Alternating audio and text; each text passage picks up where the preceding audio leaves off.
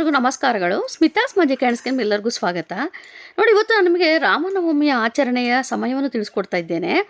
ಈಗ ನಮಗೆ ರಾಮನವಮಿ ಪ್ರಾರಂಭವಾಗುವಂಥದ್ದು ಚೈತ್ರ ಮಾಸ ಶುಕ್ಲ ಪಕ್ಷ ನವಮಿ ತಿಥಿಯು ಪ್ರಾರಂಭವಾಗುವಂಥದ್ದು 26ನೇ ತಾರೀಕು ಗುರುವಾರ ಬೆಳಗ್ಗೆ 11:49 ಪ್ರಾರಂಭವಾಗಿರುವಂಥದ್ದು. ಮುಕ್ತಾಯ 27ನೇ ತಾರೀಕು ಶುಕ್ರವಾರ ಬೆಳಗ್ಗೆ 10:07 ಮುಕ್ತಾಯವಾಗುತ್ತದೆ.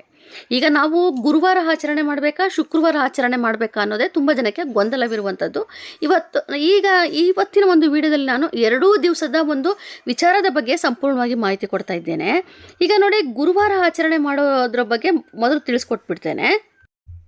ಕೆಲವೊಂದು ಕಡೆ ಗುರುವಾರ ಆಚರಣೆ ಮಾಡ್ತಾರೆ. ಕಾರಣ ಏನಪ್ಪ ಅಂತಂದರೆ, ರಾಮನು ಹುಟ್ಟಿದ ತಿಥಿಯನ್ನು ಗಣನೆಗೆ ತೆಗೆದುಕೊಂಡು ಗುರುವಾರ ಆಚರಣೆ ಮಾಡ್ತಾರೆ. ಅವನು ಹುಟ್ಟಿದ ಸಮಯ ಯಾವಾಗಪ್ಪ ಅಂತಂದರೆ ಗುರುವಾರದ ಅಂದರೆ ರಾಮ ಜನ್ಮ ಮುಹೂರ್ತ ಬಂದಿರುವಂಥದ್ದು ಬೆಳಗ್ಗೆ 11:13 ಮಧ್ಯಾಹ್ನ 1:41. ಹಾಗಾಗಿ ಗುರುವಾರ ಆ ತಿಥಿ ಇರೋದ್ರಿಂದ ತುಂಬ ಜನ ದೇವಸ್ಥಾನಗಳಲ್ಲಿ ಆಗಿರ್ಬೋದು ಅಥವಾ ಮನೆಗಳಲ್ಲಾಗಿರ್ಬೋದು ತುಂಬ ಜನ ಗುರುವಾರ ಆಚರಣೆ ಮಾಡ್ತಾರೆ. ಆದರೆ ಶುಕ್ರವಾರ ಯಾಕೆ ಆಚರಣೆ ಮಾಡಬೇಕು ಅನ್ನೋದ್ರ ಬಗ್ಗೆ ನಾನು ಇವತ್ತು ಮೊದಲು ಸಂಪೂರ್ಣ ಮಾಹಿತಿ ಕೊಟ್ಬಿಡ್ತೇನೆ. ನೋಡಿ, ನಾವು ಮೊದಲು ಸೂರ್ಯೋದಯದ ಸಮಯವನ್ನು ಗಣನೆಗೆ ತೆಗೆದುಕೋಬೇಕಾಗಿರೋದ್ರಿಂದ ಶುಕ್ರವಾರ ಆಚರಣೆ ಮಾಡಬೇಕು. ಮತ್ತೊಂದು ಬಹುಮುಖ್ಯವಾದ ಕಾರಣ ಏನಪ್ಪ ಅಂತ, ರಾಮನು ಹುಟ್ಟಿರುವಂಥದ್ದು ಹಗಲಿನ ಸಮಯದಲ್ಲೇ ಆದರೂ ಕೂಡ ಶ್ರೀರಾಮನು ಸೂರ್ಯ ವಂಶಸ್ಥನಾಗಿದ್ದು ಶಕ್ತಿಯ ಪ್ರತೀಕವಾಗಿರುವ ಸೂರ್ಯದೇವನ ಆರಾಧನೆಯ ಮೂಲಕ ನಾವು ರಾಮನ ಪೂಜೆ ಮಾಡ್ತೇವೆ. ಹಾಗಾಗಿ ನಾವು ಶುಕ್ರವಾರದ ದಿವಸ ನಾವು ಸೂರ್ಯೋದಯದ ತಿಥಿಯನ್ನು ಗಣನೆಗೆ ತೆಗೆದುಕೊಂಡು ನಾವು ರಾಮನವಮಿಯನ್ನು ಶುಕ್ರವಾರ ದಿವಸವೇ ಆಚರಣೆ ಮಾಡಬೇಕಾಗುತ್ತದೆ. ಮತ್ತೊಂದು ಮಾಹಿತಿ ಏನಪ್ಪ ಅಂತಂದರೆ, ಪುನರ್ವಸು ನಕ್ಷತ್ರದಲ್ಲಿ ಆಚರಣೆ ಮಾಡಿದರೆ ನಮಗೆ ತುಂಬಾ ಶುಭ ಫಲ ಸಿಗುವಂಥದ್ದು. ಈಗ ಪುನರ್ವಸು ನಕ್ಷತ್ರ ಯಾವ ಸಮಯದಲ್ಲಿ ಪ್ರಾರಂಭವಾಗುತ್ತೆ ಅನ್ನೋದಾದರೆ 26ನೇ ತಾರೀಕು ಗುರುವಾರ ಸಾಯಂಕಾಲ 4:19 27ನೇ ತಾರೀಕು ಶುಕ್ರವಾರ ಮಧ್ಯಾಹ್ನ 3:24 ಸಮಯವಿರುತ್ತದೆ.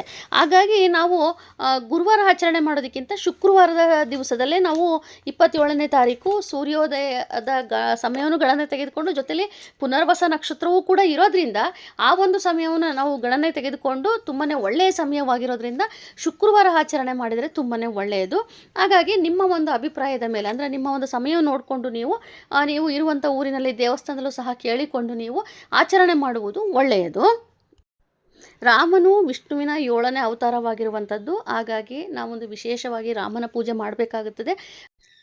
ಶ್ರೀರಾಮನ ಪೂಜಾ ವಿಧಾನ ಆಗಿರ್ಬೋದು, ವಿಶೇಷವಾಗಿ ದೀಪಾರಾಧನೆ ಆಗಿರಬಹುದು, ಹಾಗೆ ಅದರ ಫಲಗಳೇನು ಎಲ್ಲದರ ಬಗ್ಗೆಯೂ ಕೂಡ ನಾನು ಒಂದು ಮುಂದಿನ ವಿಡಿಯೋದಲ್ಲಿ ಪೂಜೆಯ ಸಮೇತ ನಾನು ನಿಮಗೆ ಒಂದು ಮಾಹಿತಿ ಕೊಡ್ತೇನೆ. ಇವತ್ತು ನಾನು ನಿಮಗೆ ಗುರುವಾರ ಆಚರಣೆ ಮಾಡಬೇಕಾ ಅಥವಾ ಶುಕ್ರವಾರ ಆಚರಣೆ ಮಾಡಬೇಕಾ ಅನ್ನೋದ್ರ ಬಗ್ಗೆ ಮಾತ್ರ ಮಾಹಿತಿ ಕೊಟ್ಟಿದ್ದೇನೆ. ಹಾಗೆ ಇದು ಎಲ್ಲರೂ ಕೂಡ ಉಪಯುಕ್ತವಾಗಿದೆ ಅಂತೇಳಿ ನಾನು ಭಾವಿಸಿದ್ದೇನೆ. ದಯವಿಟ್ಟು ಈ ಒಂದು ವಿಡಿಯೋವನ್ನು ಆದಷ್ಟು ಶೇರ್ ಮಾಡಿ, ಲೈಕ್ ಮಾಡಿ, ಕಮೆಂಟ್ ಮಾಡಿ, ಹಾಗೆಯೇ ಸಬ್ಸ್ಕ್ರೈಬ್ ಮಾಡ್ಕೊಳ್ಳಿ.